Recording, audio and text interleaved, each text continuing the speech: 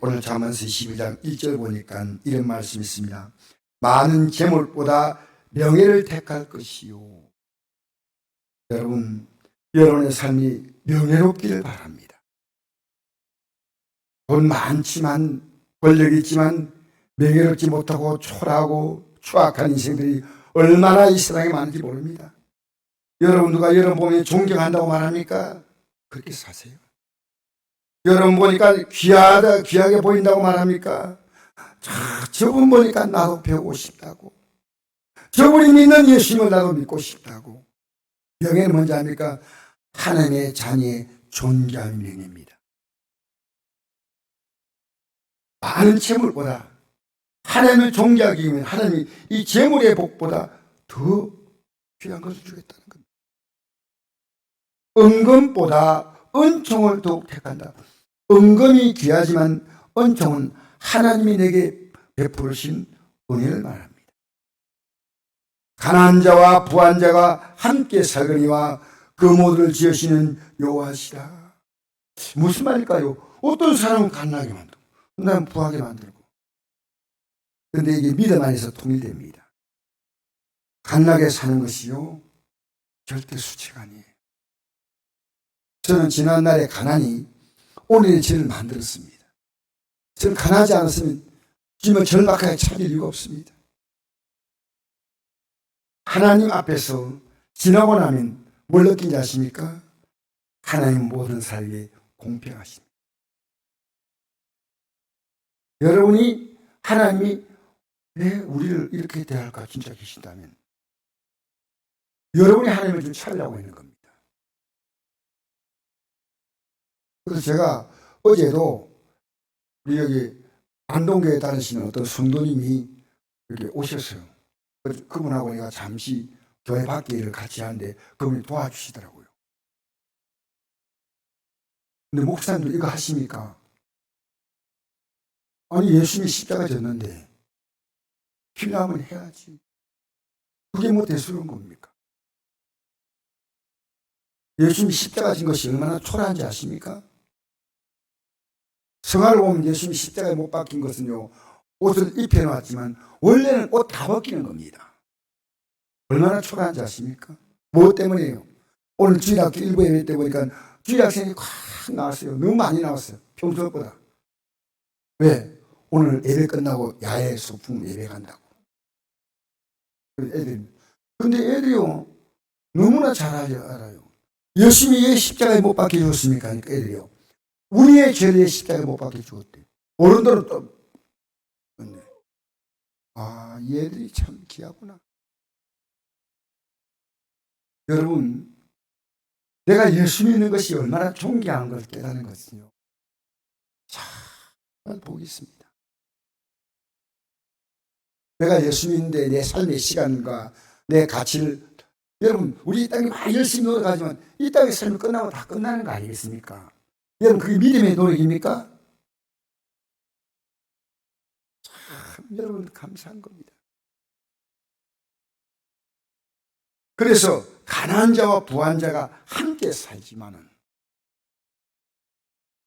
그 모두를 지으시는 여호와라는 겁니다.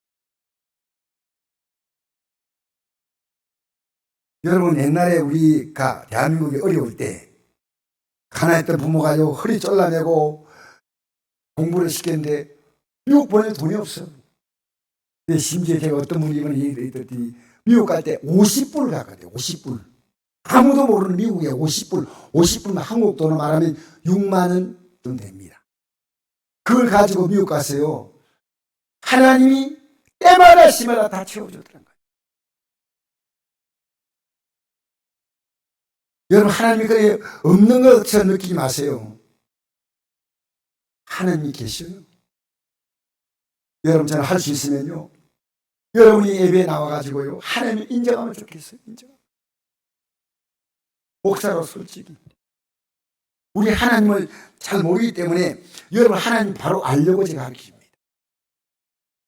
나 하나님 잘 안다고요? 저도 잘 몰라요. 오늘 어떤 분에게 제가 그 질문 던졌어요. 혹시 신앙적으로 좀 이렇게 모르는 거 있으면 저희한테 물어보십시오. 근데 그게 쉽지 않아요. 묻는 게. 저는 그걸 이해하거든요. 저도 못 물었어요. 그런데요, 제가 하나님 말씀을 펴보니까요, 너무나 이 진리가 깊고, 너무나. 이제부터 진짜 성경을 들어야겠다. 이게 내 남은 길이에요, 이거. 이거 내 남은 길이에요. 예배당에 올 때 두꺼운 성경 가지고 있으니까 그냥 들고 옵니까?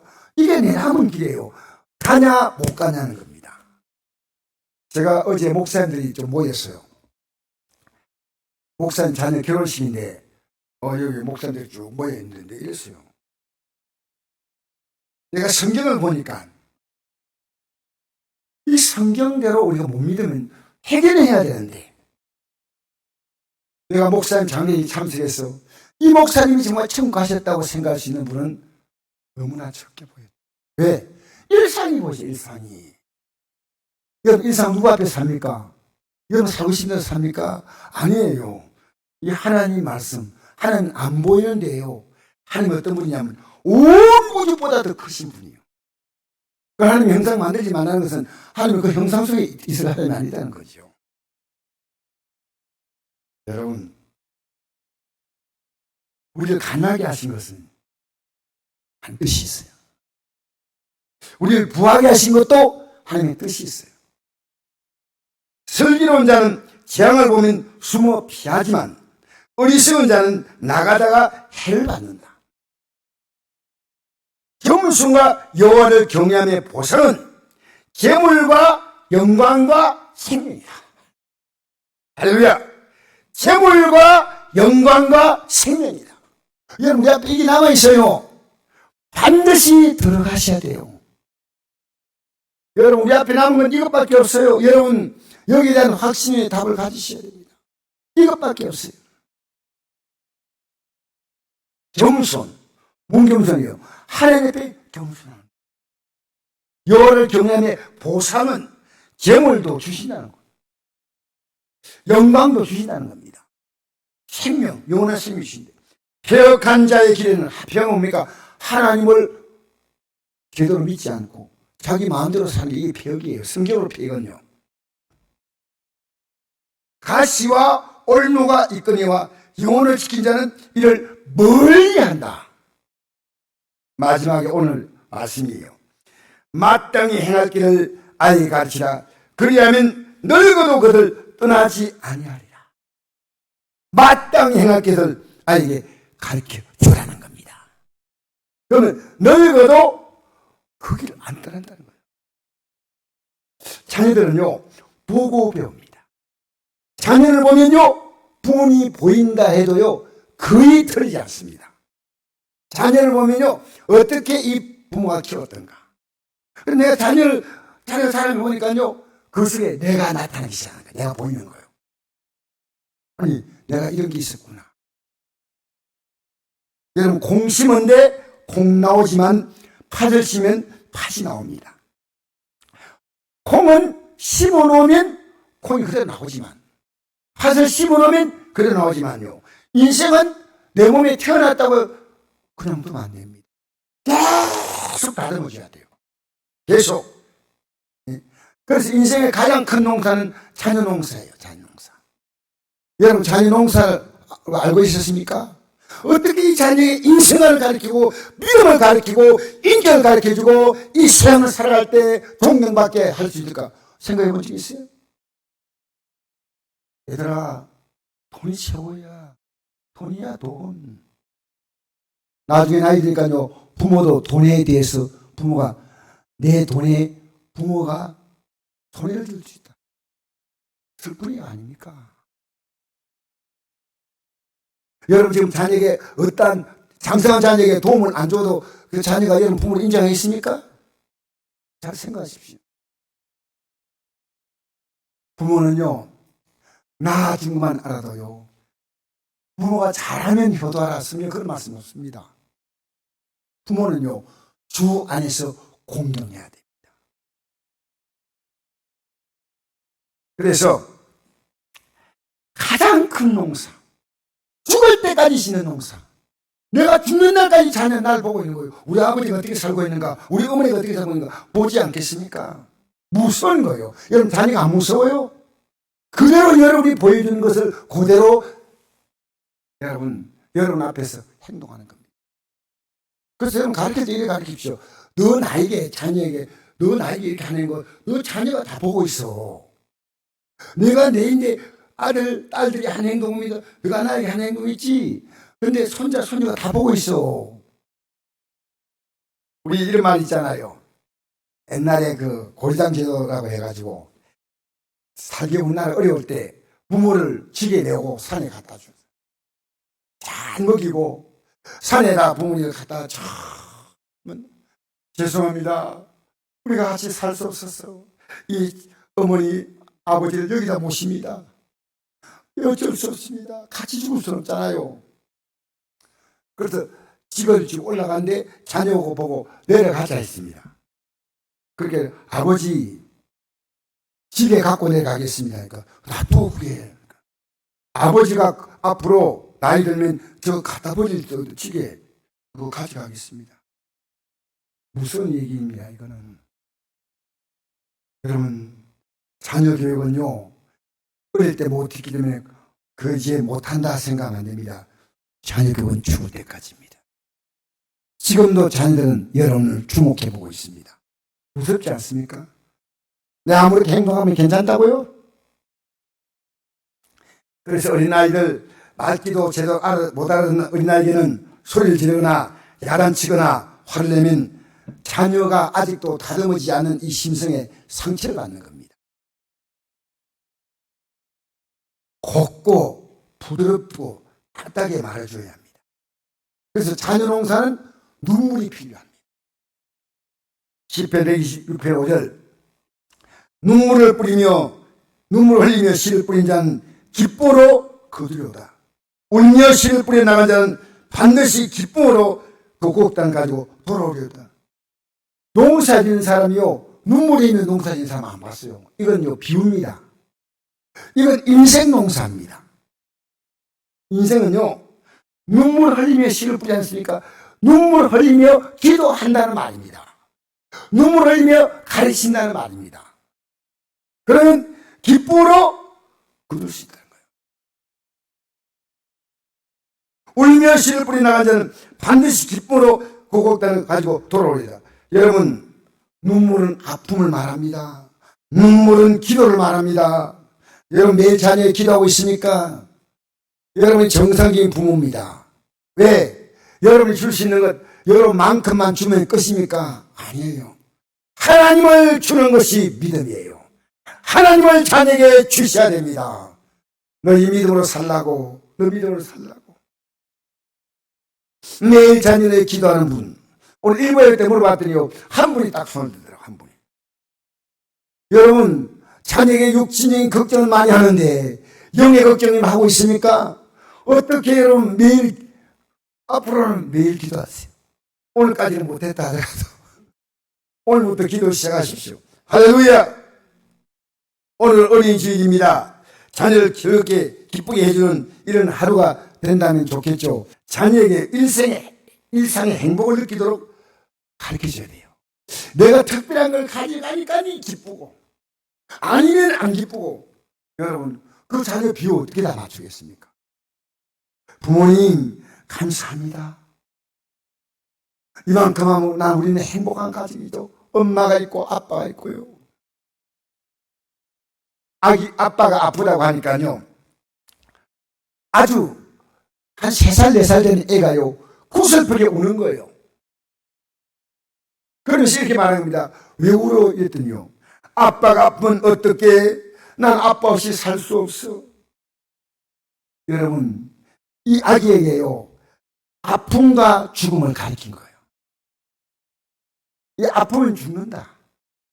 아빠도 아플 수 있고 엄마도 아플 수 있는데, 그러니까 얘가 딱 아프니까, 야, 아빠 엄마가 이제는 죽으면 어떻게 하지? 가르친 겁니다. 가르친. 아빠와 엄마의 소중함을 가르쳐 주셔야 됩니다. 평소에 우리에게 준 그 황금 같은 인생 농사 기간을요, 우리는 그냥 잡초가 막 나도록 다 팽개치고 그러면 안 됩니다. 저는 제 자녀들 다 40대입니다. 40대. 그런데 저는 일생 남은 생애를 계속 기도할 겁니다. 계속. 제가 보니까요, 만족할 만한 믿음은 저도 부족하지만 내 자녀가 만족할 만한 믿음 아니에요. 그래 믿음으로 산다 그러지만요, 하나님 도와주십시오. 하나님 도와주십시오. 하나님 도와주세요. 부모는 도와줘봤자 부모만큼밖에 못 도와줘요. 그런데 우리가 믿음을 지는 것은요, 하나님만큼 도와주는 겁니다. 하나님을 찬양해 주는 겁니다. 여러분, 자녀가 여러분하고 신앙대화 나온 적이 있습니까? 아빠 요새 믿음 생활 어떻게 하냐고, 엄마 어떻게 하냐고. 왜? 관심사는 나눕니다. 아예 그 말 하지 않는 것은요, 관심이 전혀 없는 거예요. 여러분도 자녀에게요, 믿음에 대해서 이렇게 얘기하잖아요. 이거 자녀가 좋아하지 않아. 솔직히. 근데 이 얘기를 딱 꺼내는 것은요, 이렇게 부모가 원하는 거다. 이 믿음이다. 이 부모의 간곡한 소원이다.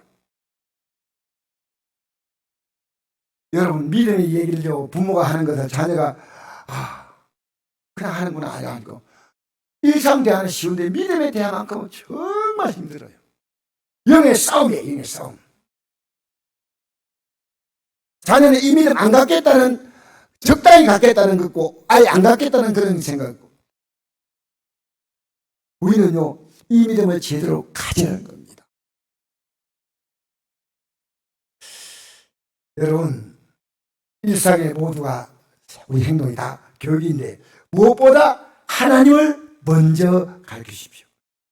왜냐하면 하나님은 우리에게 행복을 주시는 분입니다. 제가 성경을 통해서 느낀 답이 있는데요, 하나님이 어떤 분이냐? 너에게 행복을 준다. 행복을 준다. 이 땅의 행복뿐이 아니고 영원한 행복을 주겠다. 마귀는 뭡니까?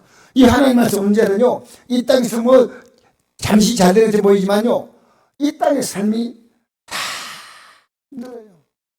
다 힘들어요.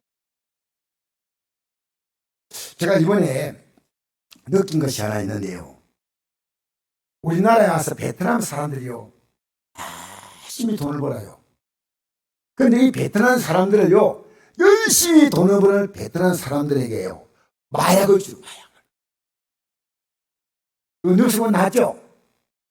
여러분, 뉴스 안 보고 성경만 보니까 잘 몰라. 근데 뉴스에 이게 나왔어요.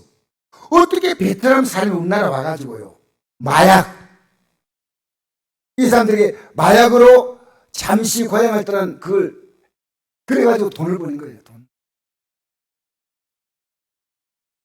여러분, 이 세상은요, 우리에게 진정으로 도움 줄 수 있는 사람이 많지 않습니다. 여러분, 자녀에게요, 참된 가치를 심어주십시오. 그래서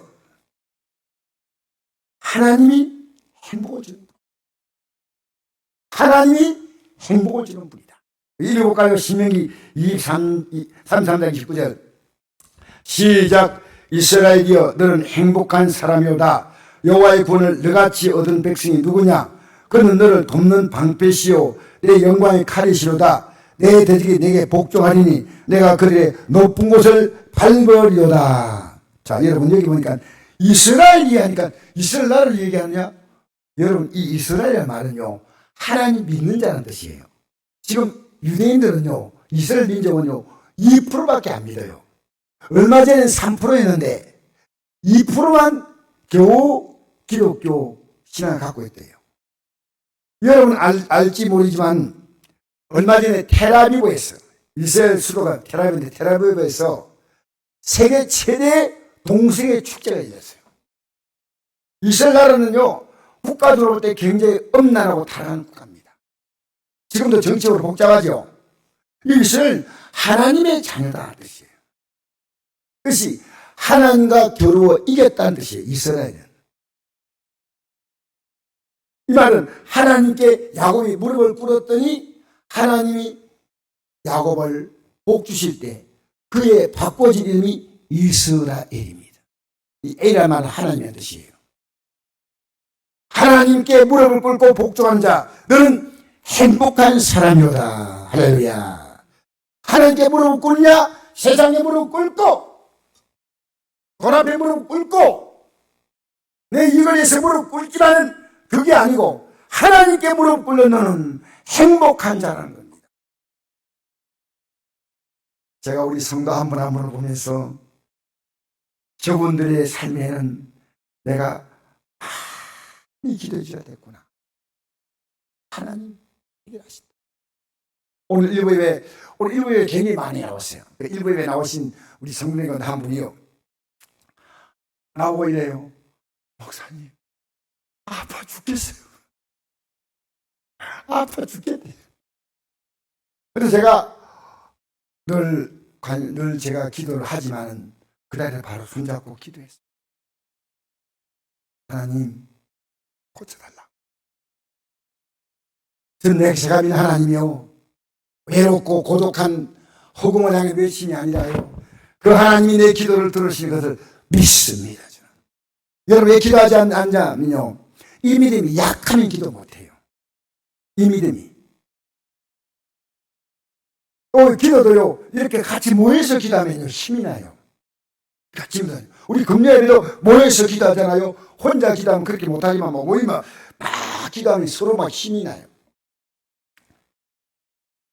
그 성도님이 제가 간절히 기도해 주는데, 아플 때마다 기도해 주면요, 목사님 좋아졌어요. 그래. 완벽히 그분이 치료받기를 원합니다. 우리 하나님은요, 마음의 아픔도 치료하시고 몸의 아픔도 치료하시고, 너를 만난 모든 문제를요, 너를 행복한 자라. 내가 지금까지 뻗대고 살았던 내가 무릎 꿇는 게 이스라엘입니다. 무릎 꿇는 게 이스라엘이에요. 무릎 꿇었으니까 주 앞에서, 주님 지금까지 내가 내 마음대로 살았는데 이제는 내가 무릎을 꿇습니다. 이게 이스라엘입니다. 너는 행복한 사람이라. 여호와의 권을 너같이 얻은 백성이 누구냐? 그는 너를 돕는 방패. 이게 막아준 방패. 영광의 칼. 내 대적에게 복종하리니 내가 그들의 높은 곳을 밟으린다. 너가 그만큼 높아지는 게 아니고 높은 곳을 네가 발로 딱 밟는다는 거예요. 알겠어요? 그들이 높아진데 너는 그들 위해서 그걸 밟는다는 겁니다. 이 표현이 얼마나 극적인 표현입니까? 왜 예수 믿는 사람이 초라해야 됩니까? 우리의 믿음이 초라하기 때문입니다. 하나님은요, 내가 하나님을 믿는 만큼 대합니다. 여러분 사람 대할 때 똑같이 대하지 않습니까? 이 사람이 초라할 때는 아무리 막 대할 수 있어요. 이 사람이 대단한 사람 같아도 아무리 못 대. 맞지 않습니까? 여러분, 원수의 높은 곳을 밟고 올라서는데 죽음이야도 죽음을 밟고 영광의 천국의 영광으로 들어가는 게 이 믿음이에요. 사는 동안에 어떤 일도 다 구원을 베풀어 주십니다. 하나님이 우리에게 구원해 주시기 때문에. 그래서 우리의 행복이란 겁니다. 여러분 만남 문제요, 얘기하고 기도하십시오. 풀어주십니다. 지금 대부분의 가정들이요, 자녀 문제 때문에 너무 힘들어요. 제가 100% 공감이 아니어도 공감이 됩니다. 얼마나 힘들겠습니까? 자녀는요, 키가 크면, 몸이 크면 부모가 감당이 안 돼요. 그런데 하나님은 그를 감당하셔요. 할렐루야. 이게 얼마나 놀라운지 몰라요. 우리 성목교회는요, 기도하는 교회이기 때문에요, 올해는 놀라운 일이 생길 겁니다. 저는 믿습니다. 심지어 제가 우리 교회 이렇게 좀 지금 병원에 거의 이틀에 한 번씩 가시는 성도님이 있어요. 아픈 분이 있는데 제가 이분이 전에 기도 나왔을 때 내가 이랬습니다. 이거 오래 끌지 마시고 이 병을 빨리 잘라버리라고. 할렐루야. 빨리 잘라버리라고. 잘라질 거 아니십니까? 이대로 살면 되겠습니까? 하나님이 할 수 있는데, 하나님이 도울 수 있는데. 지난주에도 우리 성도 가운데 좀 위기를 만나가지고 병원에 입원한 성도 오늘 퇴원하실 것, 할렐루야! 말은 안 하지만 여러분이 아실 분은 다 아십니다. 보니까 오늘 얼굴 보니까 얼굴 혈색이 아주 좋습니다. 감사해요. 저는 지난주에 걱정을 엄청 했거든요. 솔직히 목사도요, 걱정 안 되는 여러분, 걱정의 은사가 있어. 성도들이 만나면 아이고 주여 이거 어떻게 합니까? 아버지 그런데 풀어주시는 거예요. 걱정을 기도로 바꾸자. 할렐루야.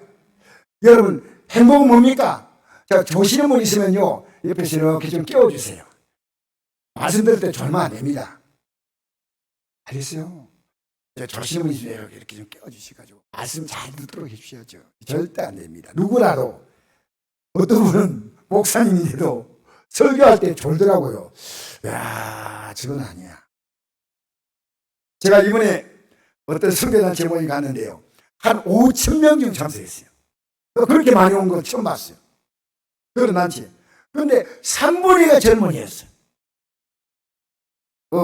우리나라 사람 있고, 백인도 있고, 흑인도 있고, 막 있더라고요. 얼마나 예배를 잘 드리는지. 예배를. 막 손뼉 치고, 다 예배 시간에 찬양 부르는데요. 누가 일어서라 하는데, 나도 가만 앉아가지고 이제 찬양 부르는데, 그러니까 다 써. 그러니까 앉아 못 있겠더라고. 그랬었어. 그 사람들이 찬양해서, 난 못할 게 있으니까 막 손들고 막 나도 이랬죠, 뭐, 그냥. 여러분, 하나님 앞에서, 주여. 행복은 뭐냐 합니까? 기쁘게 사는 겁니다. 할렐루야. 우리가 행복하기 위해서 기도하는 겁니다. 행복해지면 모든 게 감사가 넘칩니다. 그것이 바로 베드로전서 5장 16절 말씀이에요. 우리 읽어볼까요? 시작. 항상 기뻐하라. 쉬지 말고 기도하라. 범사에 감사하라. 이것이 그것도 예수 안에서 일행하신 하나님의 뜻입니다. 할렐루야. 이거 가만 보니까 지난주 이 말씀드렸지만 하나님의 뜻이 뭐냐면 우리 행복하게 해주겠다는 겁니다. 항상 기쁘게. 그리고 이 기쁨을 위해서 어떤 분이도 기도하라는 겁니다. 그럼 지나고 나면 다 감사가 돼요. 감사가.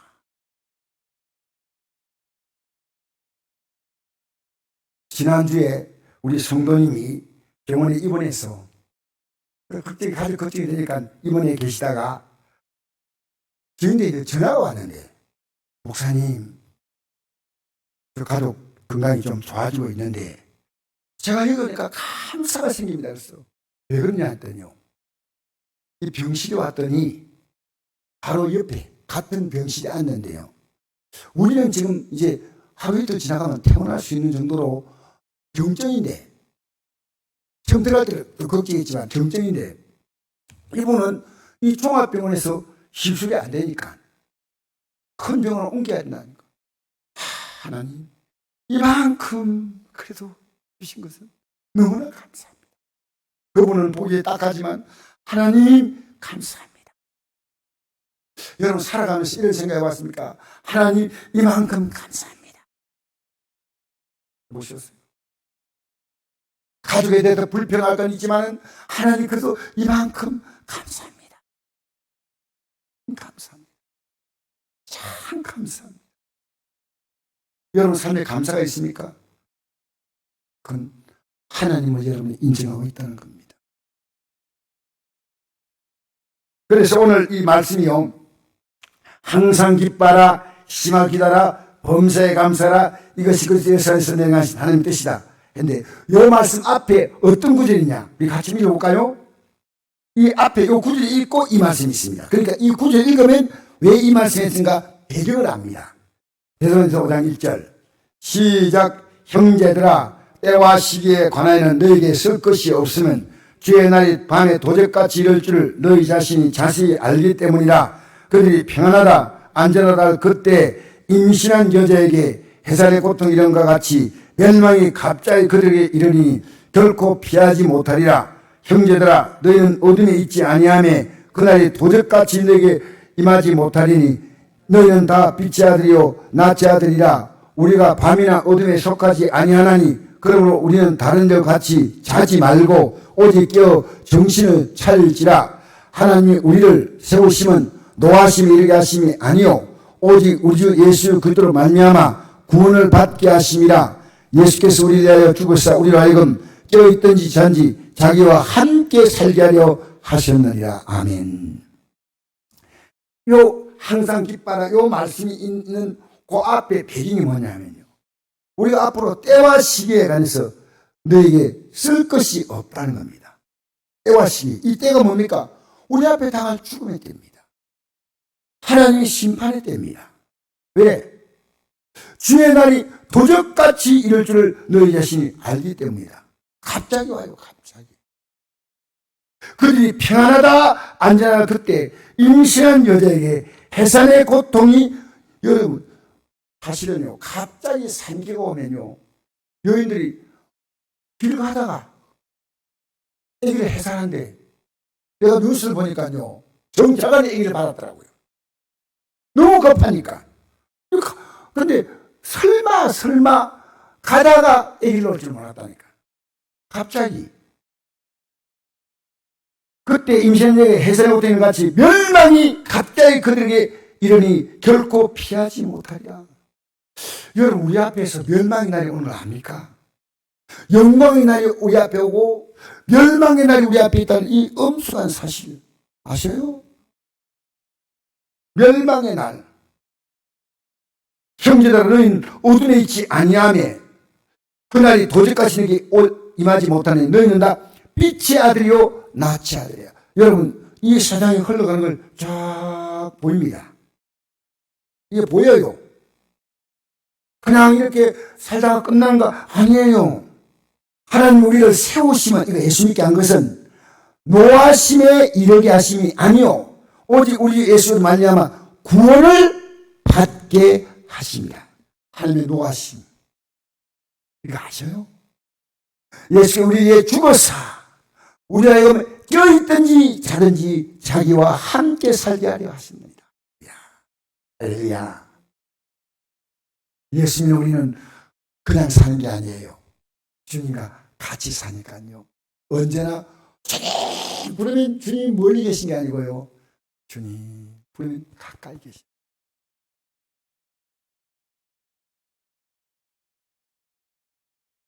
그래서 우리가 이 자녀에게요, 정말 부모님 같이 이렇게 살고 있던 것을요, 행복하도록 가르쳐 줘야 됩니다. 마땅히 행할 길을 아이 가르치라. 그리하면 늙어도 떠나지 아니하리라. 마땅히 행할 것.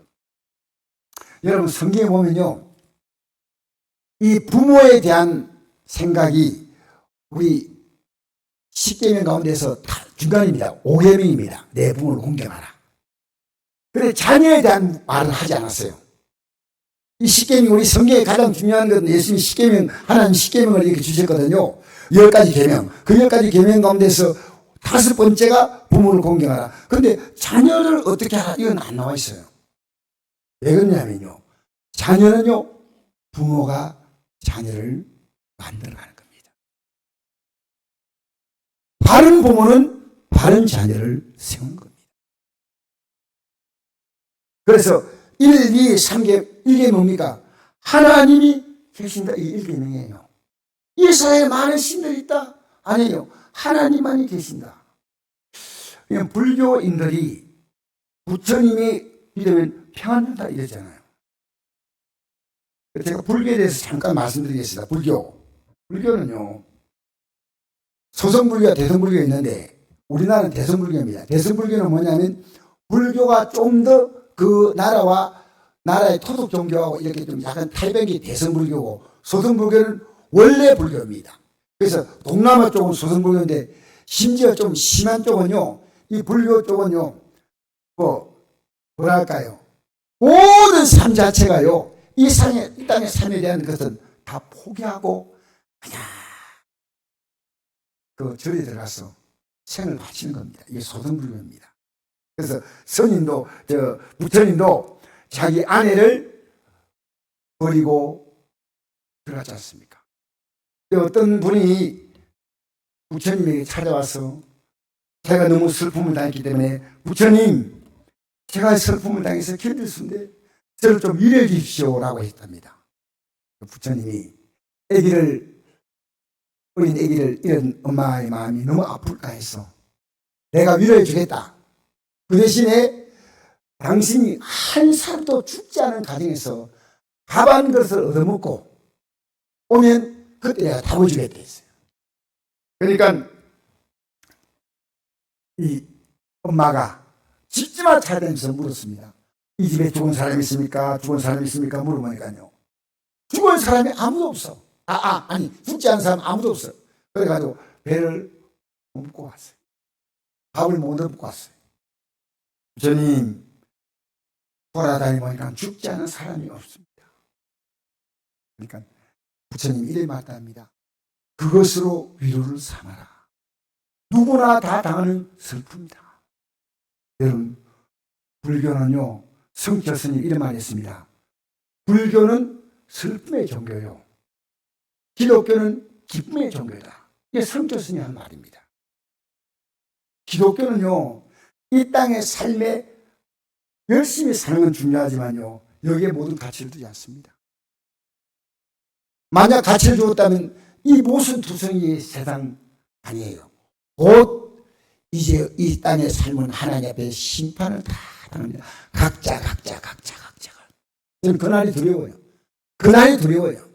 각자가 주님 앞에 설 때 나는 주님이 저보고 자꾸 중대적으로 안 되더라도요, 나보고 나는 모른다 하는 그런 자리에 안 서도록 지금도 노력합니다. 사실은 노력하고 있습니다.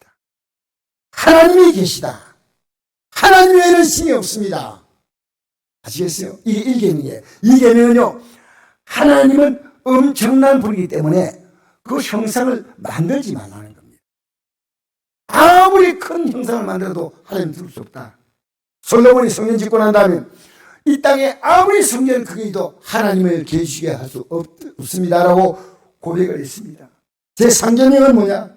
하나님은 함부로 부르지 말라는 겁니다. 여러분, 찬송은 함부로 부를 수가 없는 것입니다. 여러분, 성경일 때 이거는요, 하나님의 이름을 함부로 부를 수 없다는 겁니다. 사경은 뭡니까? 그 하나님을 인정하라는 겁니다. 그게 안식일입니다. 이 날을, 이 예배 한 번이 아니라 이 날을 거룩하게 보내라는 거예요. 이 날은 분명히 보내라. 왜? 너에게 주신 생명신 하나님 앞에 이 날을 특별한 날이다. 이걸 알고 난 다음엔 내 부모를 공경하라. 이 하나님의 명령이 첫 번째가 부모 공경입니다. 주 안에서 공경하라. 이 세상에 너의 생명을 보낸 생명의 통로가 부모다. 부모가 생명의 통로다. 여러분, 부모가 잘해주니까 효도하고 못해주니까, 여러분, 이건요, 성경적인 거 아닙니다. 부모가 잘해야 되겠지만 믿음이 들어가면요, 부모가 부족했다 하더라도 그때는 그럴 수밖에 없었지. 이제 남은 생에 내가 잘 모시고 부모님이 믿음으로 살도록 내가 도와드려야 되겠다. 내 부모님을 천국으로 모셔드려야 되겠다. 할렐루야, 할렐루야. 하나님을 알면 자녀는 자기 위치를 분명히 알게 됩니다. 우리 읽어볼까요? 에베소 6장 1절 말씀 읽어봅시다. 시작. 자녀들아, 주 안에서 너희 부모에게 순종하라. 이것이 옳으니라. 내 아버지와 어머니를 공경하라. 이것은 약속에 있는 첫 계명이니 이로써 내가 잘되고 땅에서 장수하리라. 또 아비들아, 너희 자녀를 노엽게 하지 말고 오직 주의 교훈과 훈계로 양육하라. 주 안에서 너희 부모에게 순종하라. 이것이 옳다. 내 아버지와 어머니를 공경하라. 이것은 약속에 있는 첫 계명이다. 어떤 약속입니까? 내가 잘되고 땅에서 장수한다. 여러분, 효도하지 못한 자녀는요, 이 땅에서도 땅의 복도 없습니다. 여러분, 자녀가 왜 효도해야 되냐? 하나님이 정한 법칙이에요. 여러분 주위에서요, 정말 안 믿는데도 부모에게 잘한 자녀가 있습니다. 그런 자녀가 있어요. 유교는 뭡니까? 죽은 부모에게 잘하는 겁니다. 그게 유교의 대본요. 뭐 마지막에 뭐 부모님 돌아가시고 난 다음에 산소 옆에다가 뭐 천막을 짓고 뭐, 내가 우리 애에게, 우리 작은 애가 이제 내인데 한 번 이런 얘기를 하더라고요. 아버지, 제가 아버지에게 어려서부터 다 가슴에 맺히게 듣는 얘기가 안 했습니다. 이거예요. 그게 뭐냐 하니까요. 그때 어머님이 돌아가실 때 우리 친척 가운데 한 사람이 와가지고요, 막 통곡을 하면서 가슴을 치면서 우는 거예요. 그래서 내가 저 멀리서 그걸 보고 이랬습니다. 아이고, 같은 형제지만 살 있을 때 잘하지, 이게 무슨 꼴이야, 이랬습니다. 내가. 근데 그걸 우리 아들 용환이가 들었어요. 그 아버지는 이래요. 아버지, 제가 그때 느낀 것이 있습니다. 아버지는 살아있을 때 잘해야 되는구나.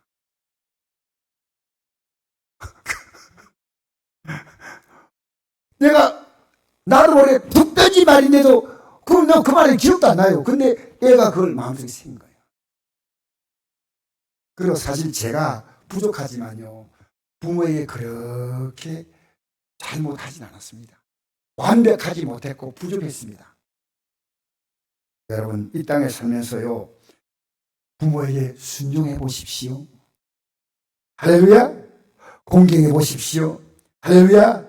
잘되고 땅에서 장수하는 복이 있고, 아비들아, 너희 자리를 넓게 하지 말고 오직 주의 기름과 홍기로 양육하라. 자, 이제 말씀을 마무리하겠습니다. 여러분, 이 자녀들을요, 정말 우리 이 자녀들을요, 함부로 대하면 안 됩니다. 부모가 잘못되기 때문에 이 자녀를 믿음을 못 갖습니다. 우리 읽어볼까요? 마태복음 18장 1절 시작. 그때 제 아들이 예수께 나와 이르되 천국에서 누가 크니까 예수께서 한 어린아이를 불러 그들의 가운데 세우시고 이르시되 진실로 너희에게 이르노니 너희가 돌이켜 어린아이와 같이 되지 아니하면 결단코 천국에 들어가지 못하리라. 그럼 누군지 이 어린아이와 같이 자기를 낮추는 사람이 천국에서 큰 자니라.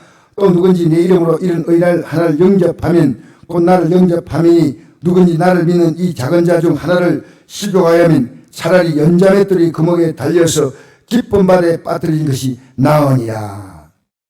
어린아이를요, 요즘 어린아이가 아니고 옛날에 2000년 전에는요, 애들이 부모 말에 순종을 잘했습니다. 지금 어린아이를 얘기하는 거 아닙니다. 그런데 그때 겸손하잖아요. 그런데 이 어린아이들을요, 함부로 대하면 연자맷돌을 목에 메고 긴 발에 빠뜨려진다. 여러분, 자녀에게요, 믿음 심어주세요.